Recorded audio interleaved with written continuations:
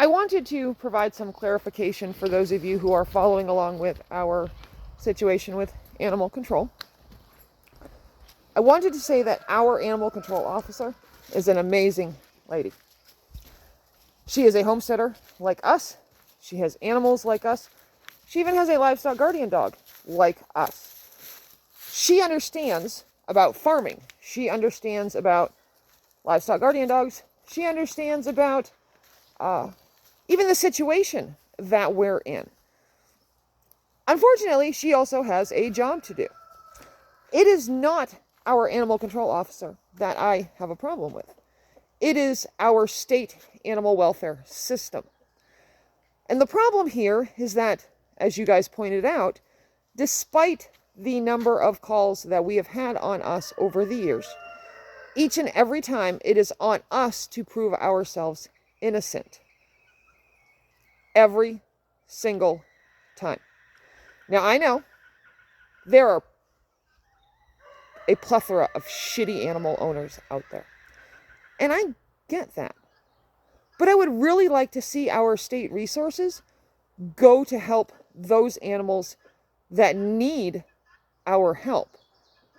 And not filing or investigating these frivolous claims by people who simply have a hair across their ass.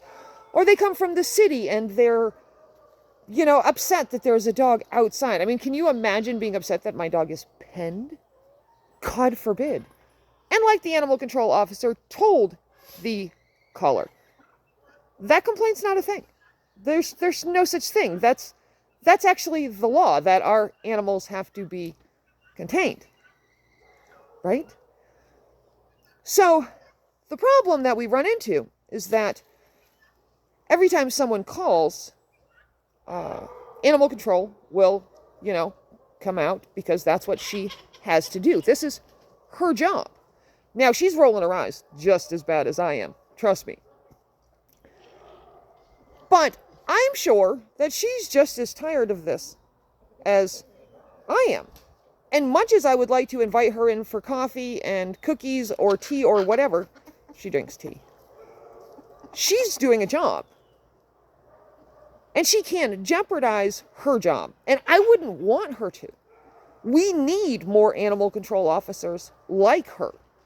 What we also need are some people in the state who you maybe could share that brain cell around on some days. Because I see instances where they seize animals that are probably overweight and bill them as neglected because they had multiple calls. So they will go in and seize the animals. And then it is on that person to prove that they are innocent, which obviously doesn't take long. But at this point, the state is now charging them to board those animals.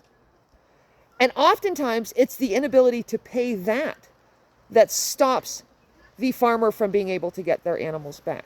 Not the condition that the animals were in, not because the complaint was actually valid, but because the person cannot pay the board on those animals while they are proving themselves innocent. And it's instances like those that I am trying to change. Instances where we need to be smarter. We need to remember that farm animals are farm animals. And that I see a lot more overweight house pets with 3-inch nails that spend 10 hours a day in a box while their owner's at work. And maybe that should be considered neglect. Rather than the fact that my dogs are in a pen that's probably bigger than your property, playing in the sunshine and digging holes in the dirt and living the best life you could possibly want for them. And this is a point that I have long maintained. People will get upset if my dog is on a 20-foot tether. People will get upset if my dog is in a half-acre pen or an acre pen because it's outside. But nobody cares if your dog sits in a 26-inch by 36-inch box for 10 hours a day.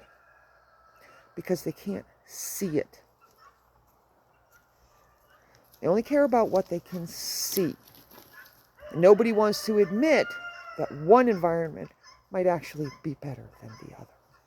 But really, what I want to fix is the fact that when it comes to animal welfare, we are guilty until proven innocent, and that needs to change.